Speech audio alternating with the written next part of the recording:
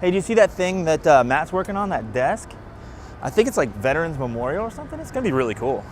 Hey, is this Mandi's truck? Our friend Mandi's an artist, and she must be around here somewhere. Hey, there she is. Let's go see what she's doing.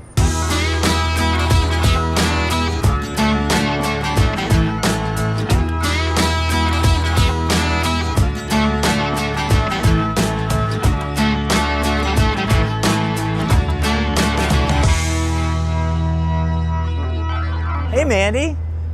Hey, how's it going? What are you doing? Just painting. What are Yeah? you up to? We were just walking by and saw you were working over here. Oh, awesome. So,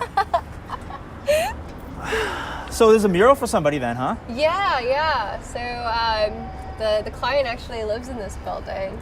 Yeah. It's a friend of yours? Yeah. Pretty cool. Yeah. So he knew you already, but like you're an artist and you do a bunch of murals. I always see it on Instagram and stuff.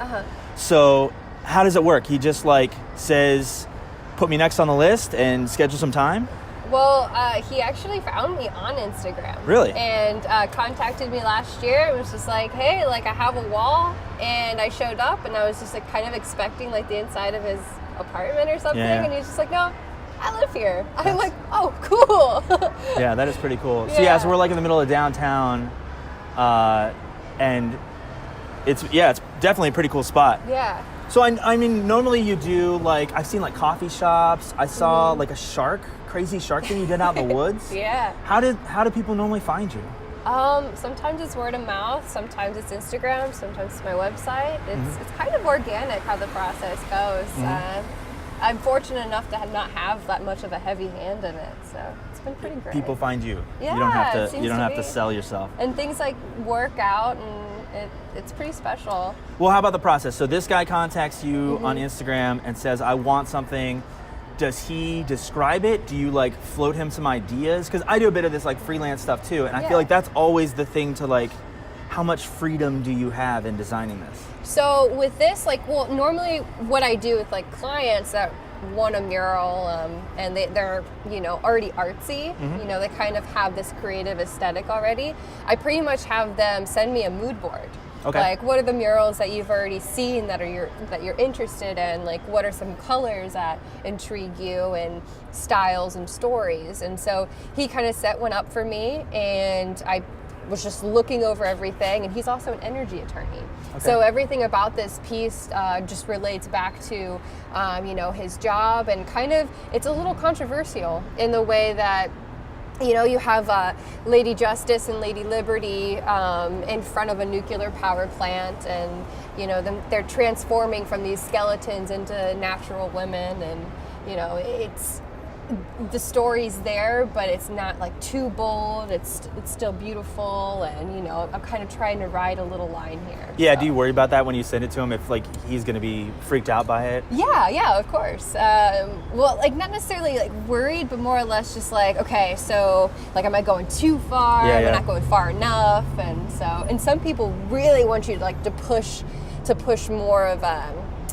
I don't know, like a story or like more controversial elements into it. And I'm not that much of a controversial artist. Yeah. So I kind of just try to find that happy medium. It's a dance. And then do you send him like rough drafts and then like you refine it, or is this basically what you had picked out based off his mood board? So I started sketching a few different things, and I kind of just went through the process and sent him a rough draft of this exact design, and then went through and he like tweaked it a little bit, and we discussed what the background would look like and all those elements, and then I went and actually created a drawing that had all the details in it. So how about this space? Like, do you plan it out so that this is like a doorway that's been, or maybe a window that's been covered, and then you have the garage over there? So do you take that into account? Yeah, so this was like the original spot where we were talking about doing it, but underneath it, it's actually an elevator shaft. Oh. So this building used to be a candy factory. What? Yeah, it's pretty amazing, the history of this building. Yeah. But this elevator shaft goes all the way up to the top floor and all the way down 2 floors. And the underneath layer has like these like these like bars across it. So me and a friend actually had to build this facade. Oh, okay. So this is what we did over the summer, and just prepping for the actual mural and the job. So that was actually one of the hardest parts, was to figure out what type of material works good. Yeah. You know, how to screw it in, how to make it nice. And he also even wanted to be able to take it down and just in case. Just in case he moved, he wanted a part of the mural. And I'm like, oh, you know, that's a cool idea. So yeah, that is cool. So how about when it comes down to the actual thing? This is what I always wonder. Like, I'm not a good artist anyway, but when it comes to something like of this scale, I just feel like I would totally lose it. The body would be too big for the head or something like that. Like, how do you handle that scale? Obviously, you're drawing it out like maybe with chalk. Is that what you're doing?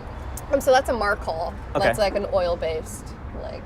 But that's marker. You're intentionally like marking out the basics, and then you like flesh them out. Yeah.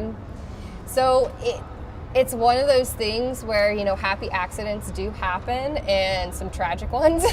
So it's all about really just figuring out where you work and how well you work. And like for this, I love doing skeletons. I love painting women. So it kind of just made sense for me. And the style that I'm choosing is a little looser. Yeah. So it's a little easier and faster to like brush it on. The brick will be a little bit more difficult, but with the background, I'll use a little bit more spray paint since it's on a larger territory, you know. So yeah, but I just feel like I would get lost. Do you have it printed out?